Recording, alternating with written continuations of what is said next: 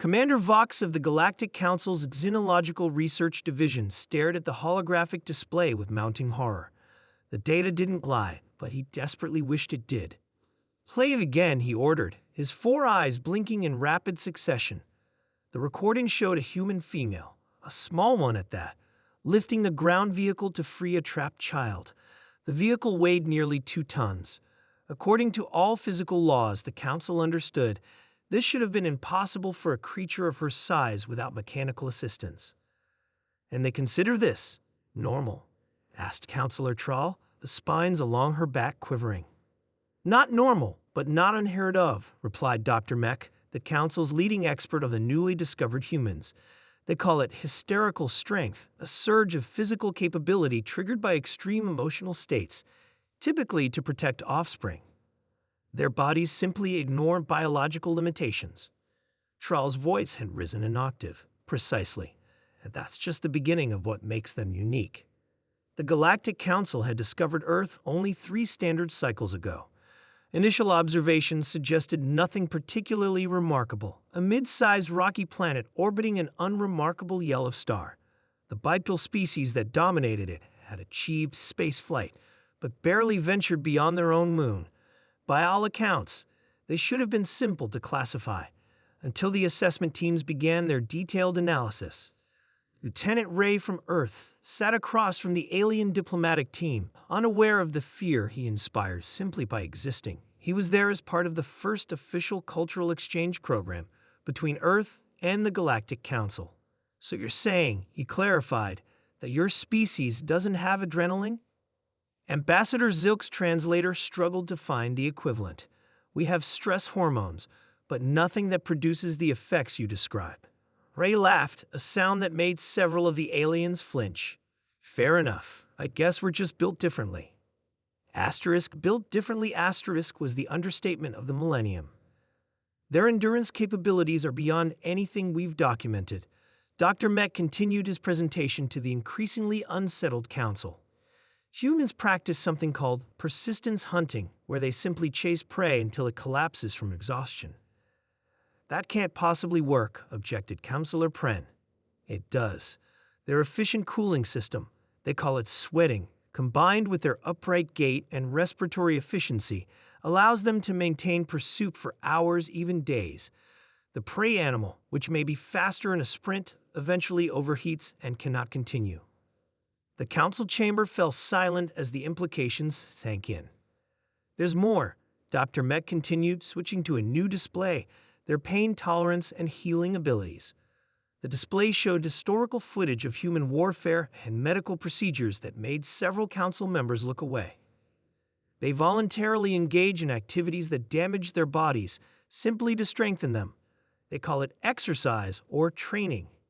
"Deliberate self-harm for enhancement?" Vox whispered. "And their recovery times are remarkable, broken bones. They simply set them and continue functioning.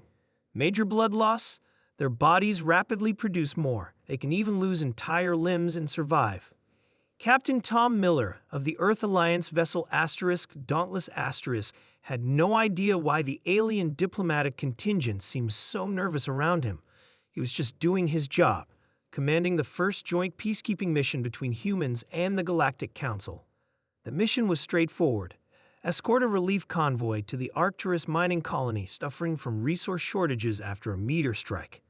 It should have been routine, until the pirates attacked. "Brace for impact," Miller shouted as the first barrage hit. The ship shuddered, but held. The alien crew members froze, their natural instincts taking over, but the humans on board were already moving, securing systems, preparing countermeasures. Miller took a direct hit when a console exploded, shrapnel tearing into his arm. He ignored it, continuing to issue commands as blood soaked his uniform. The alien first officer, Kell, stared in disbelief. "Captain, you need medical attention." Later, Miller replied, applying a quick pressure bandage without even looking at the wound.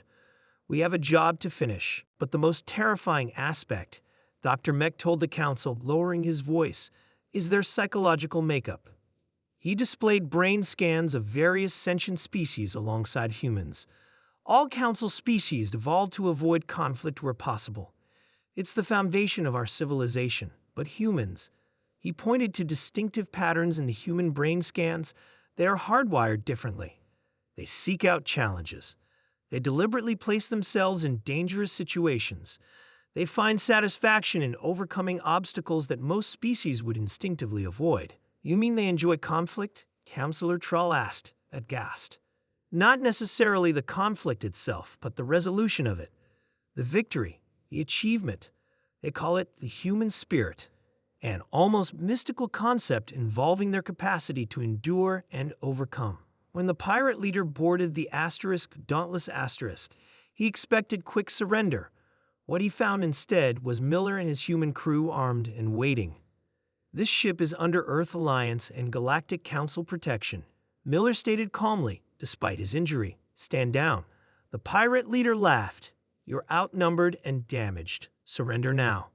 Miller just smiled. It wasn't a pleasant expression. What followed would become legend throughout the galaxy. The human crew fought with a ferocity that defied understanding, protecting both themselves and their alien colleagues. Despite injuries that would have incapacitated most species, they continued fighting until the pirates retreated. So what is your recommendation, Dr. Mech? Vox asked when the presentation concluded. The xenologist looked grave. Friendship, alliance, partnership at all costs, because the alternative is unthinkable. If humanity ever perceives the galaxy as a threat, he paused, struggling to find the words. Show them the simulation, he finally said. The holographic display changed to show the outcome of a theoretical conflict between humanity and the Galactic Council. The results were unambiguous. They don't just fight to win, Dr. Mech explained. They fight until they can't lose again. Every defeat makes them more determined, more innovative, more dangerous. Their history is written in the blood of those who underestimated them. The council chamber was silent for a long moment. Then we shall extend our hand in friendship, Vox declared finally, and pray they never have reason to clench it into a fist. As if on cue, Captain Miller and his crew appeared at the chamber entrance, ready for the official reception. The injured captain stood tall, showing no sign of discomfort from his healing wounds. The galaxy's most terrifying warrior species had arrived, and they were smiling.